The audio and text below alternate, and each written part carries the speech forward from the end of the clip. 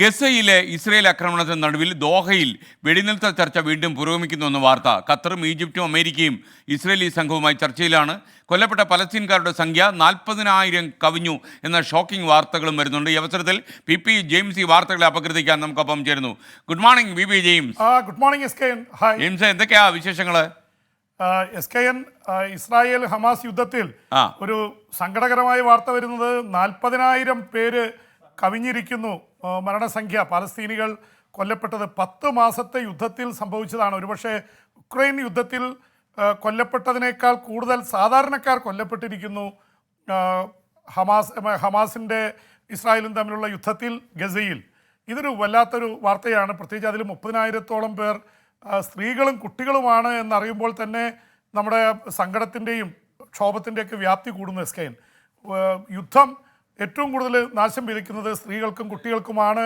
അവർ യുദ്ധത്തിൽ പങ്കാളികളല്ല, പക്ഷെ അവരാണ് അറ്റാക്ക് ചെയ്യപ്പെടുന്നത്. ഇപ്പോൾ തന്നെ കാൻ യൂണിസിലും കിഴക്കൻ പ്രദേശങ്ങളിലൊക്കെ വലിയ രീതിയിൽ ഉള്ള ആക്രമണം നടക്കുന്നുണ്ട്. തെക്കൻ ഗസയിൽ അവർ പലായനം ചെയ്തുകൊണ്ടിരിക്കുകയാണ്. ഇതിനിടയിലാണ് SKN ഈ ഖത്തറും ഈജിപ്തും അമേരിക്കയും ദോഹയിൽ ചർച്ച വീണ്ടും നടത്തുന്നു എന്ന വാർത്ത വരുന്നത്. കാരണം ഇസ്മായിൽ ഹനിയ, ഹമാസിൻ്റെ നേതാവിനെ ഇസ്രായേൽ കൊലപ്പെടുത്തിയ ശേഷം ചർച്ചകളെല്ലാം വേണ്ടെന്ന് വെക്കുകയായിരുന്നു. ഇപ്പോൾ വീണ്ടും ഇത് പുരോഗമിക്കുന്നു, ചർച്ച ദോഹയിൽ നടക്കുന്നു എന്ന അല്പം ആശ്വാസകരമായ വാർത്ത വരുന്നുണ്ട്.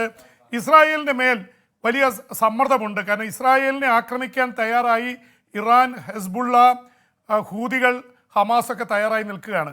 അപ്പോൾ എന്ന് മാത്രമല്ല, ഇസ്രായേലിന് തങ്ങളുടെ ബന്ദികളെ തങ്ങളുടെ കയ്യിൽ നിന്ന് പിടിച്ചുകൊണ്ടുപോയിട്ടുള്ള ആൾക്കാരെ തിരിച്ചു കിട്ടണം. ഒരുപക്ഷേ ഒരു ഡീൽ സ്ട്രൈക്ക് ചെയ്യാൻ പറ്റിയാൽ, വെടിനിർത്തൽ ഉണ്ടായാൽ ഇറാൻ്റെ ആക്രമണം തടയാൻ പറ്റും. ഇറാനും ഇസ്രായേലും തമ്മിലുള്ള യുദ്ധം തൽക്കാലം ഒഴിവാക്കാൻ കഴിയുമെന്നുള്ള ചിന്തയിലാണ് അമേരിക്കയും ഖത്തറും ഈജിപ്തും വളരെ സമഗ്രമായ ചർച്ചയുമായിട്ട് മുന്നോട്ട് പോകുന്നത്. എന്തായാലും ഇസ്രായേൽ ഹമാസ് യുദ്ധത്തിനിടെ ഇസ്രായേൽ ആക്രമണം ഇപ്പോഴും തുടരുകയാണ്. അവർ നടത്തുന്ന ആക്രമണത്തിൽ നിരവധി പേർ കൊല്ലപ്പെടുന്നുണ്ട്. 39,900-ലേറെയായിരുന്നു ഇന്നലെ മരണസംഖ്യ. ഇപ്പോൾ അത് 40,000 കവിഞ്ഞുമെന്ന ദുഃഖകരമായ വാർത്ത കൂടി വരുന്നു. SKN. ജെയിംസ്, മറ്റൊരു വിവരമുള്ളത്, ഇപ്പോൾ ഈ യുക്രൈൻ സേന റഷ്യൻ മണ്ണിലേക്ക് ഇങ്ങനെ കയറിക്കൊണ്ടേയിരിക്കുകയാണ്. പുട്ടിന് വലിയ ടെൻഷൻ ഉണ്ടാക്കിയിട്ടുണ്ടല്ലോ. മാത്രമല്ല, അതിനിടയിൽ റഷ്യൻ MP അവിടെ ആണവായുധം കയറി പ്രയോഗിക്കണമെന്ന് വരെ പറഞ്ഞു കളഞ്ഞു. SKN, ഈ റഷ്യയിലേക്ക് ഉക്രൈൻ സേന കൂടുതൽ കയറും തോറും അപകട ഭീഷണി കൂടുകയാണ്. കാരണം പുട്ടിനെ സംബന്ധിച്ചിടത്തോളം പുട്ടിൻ്റെ സകല അഭിമാനവും തകരുന്ന അവസ്ഥയിലാണ് കാര്യങ്ങൾ.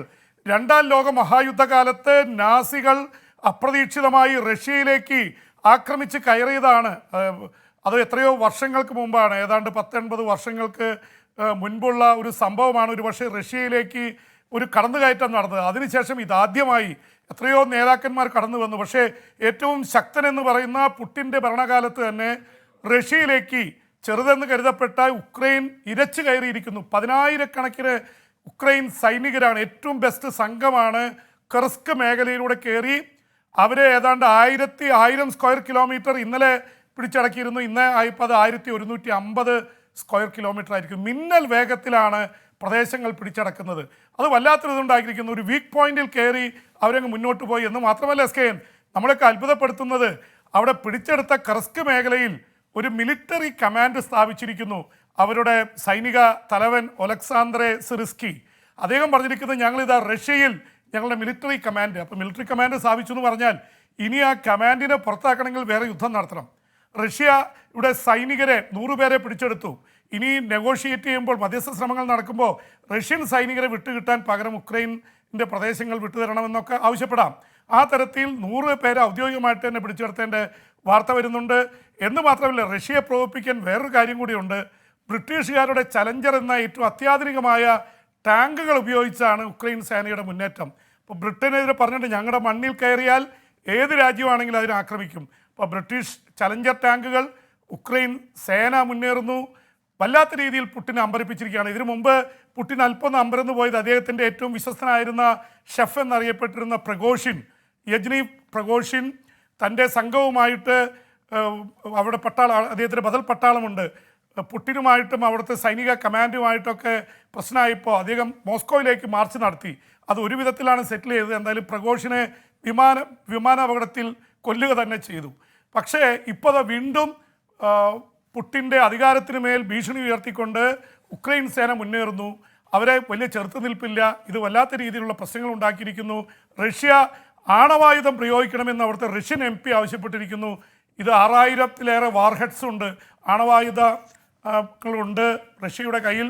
ഏതാണ്ട് ലോകത്തെ 50% റഷ്യയുടെ കയ്യിലാണ്. പ്രത്യേകിച്ച് സോവിയറ്റ് യൂണിയൻ്റെ കാലത്തുള്ള എല്ലാ രാജ്യങ്ങളിലെയും ആണവായുധങ്ങൾ റഷ്യയിലാണ് കേന്ദ്രീകരിച്ചിരിക്കുന്നത്. ഇത് വല്ലാത്ത ഭീഷണി ഉയർത്തുന്നതാണ്. അമേരിക്കയ്ക്ക് പോലും ആശങ്ക പകരുന്നതാണ്. അമേരിക്ക ഇതിനിടയിൽ ഉക്രൈന് കൂടുതൽ ആയുധങ്ങൾ നൽകുന്നു എന്ന വാർത്ത കൂടി വരുന്നുണ്ട്. SKN.